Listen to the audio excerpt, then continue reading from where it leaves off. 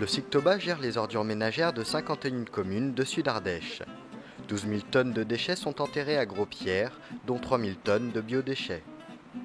Le SICTOBA a mis en place une opération qu'on appelle la généralisation du compostage pour détourner de cet enfouissement une partie des fermentescibles. Et le SICTOBA a adhéré au PIE, qui est le plan interdépartemental d'élimination des déchets de Drôme-Ardèche. Le PIE oblige le SICTOBA à détourner 1000 des 3000 tonnes de biodéchets. Pour cela, une méthode, la généralisation du compostage individuel et collectif. Donc là, je me mets à la place d'un vacancier. J'ai mon bioseau, le bioseau qui me permet de mettre mes biodéchets, où j'ai un sac plastique tout simplement. J'arrive à l'aire de compostage, je verse mes biodéchets et je m'en vais. J'ai que ça à faire, rien de plus. Après, c'est au camping. Donc là, il y a une personne au camping, je dirais, qui a écrit ça sur sa fiche de poste, donc qui gère l'entretien de l'air. Donc c'est un entretien régulier, tout quotidien, de tous les jours, qui prend de 5 à 10 minutes par aire de compostage.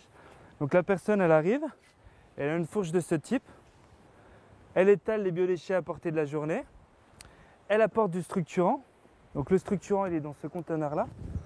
Donc en fait, il faut savoir que si vous y mettez que des déchets de cuisine, qui sont des déchets mouillés, ça va se compacter, ça va devenir compact, humide, et ça va se décomposer en dégageant des mauvaises odeurs.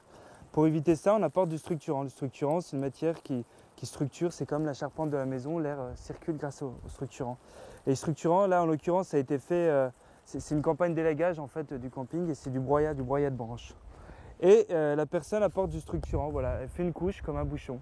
Donc elle fait comme ça des millefeuilles. De temps en temps, elle va brasser toujours avec cette fourche-là et elle arrose, parce qu'elle a besoin d'arroser pour avoir de l'humidité. Et on voit que là, donc là on mesure la température, ça c'est un thermomètre, hein, il fait 49 degrés. Donc 49 degrés, ça veut dire que le compost il travaille, il se décompose bien, etc. Le SICTOBA s'est ainsi attelé à diffuser ce système de tri des déchets. Le camping Les Blachas à Salavas a mis en place une zone de compostage durant l'été 2010. Le SICTOBA, relayé par le syndicat de l'hôtellerie de camping et de plein air de l'Ardèche, nous a apporté une aide financière importante puisque pour 4 aires de compostage sur le site, plus les bioseaux, plus les panneaux d'information, plus les notices explicatives, ça nous revient environ à 1 000 €. Je pense que c'est plus que nécessaire que chaque individu, quel qu'il soit, individuel, directeur de camping ou de structure, rentre dans cette démarche, c'est très très important. Et sous les conseils de M. Benoît Pujol du SICTOBA, nous avons exactement appliqué à la lettre la demande, c'est-à-dire une personne affectée à l'emploi du fonctionnement des composteurs. Et nous remettons à chaque campeur qui arrive sur le site un sac pour le tri sélectif et une notice explicative sur le compostage. Et j'ai remarqué que très rapidement, beaucoup de gens venaient régulièrement vider leurs biodéchets dans le composteur. Et dans chaque logement du camping, nous avons mis un bioseau, toujours pareil avec la notice explicative.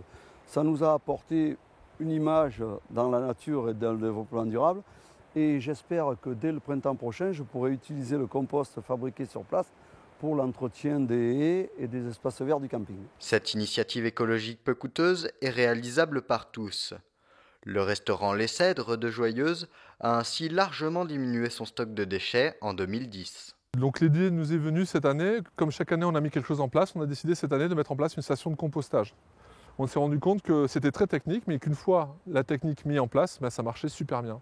Donc la conclusion de tout ça, c'est que sur 6 mois, on a réussi à mettre à peu près 7 tonnes de déchets de notre cuisine qu'on allait jeter dans les poubelles, dans ces bacs-là. En mélangeant avec le structurant, ça s'est transformé en terreau et on est super content parce qu'on n'a pas jeté tout ça dans la poubelle et on œuvre un petit peu pour la planète. Et ça, c'est vraiment quelque chose qui est très important pour nous. Voilà. Une initiative simple qui, espérons-le, gagnera le cœur de nombreuses personnes.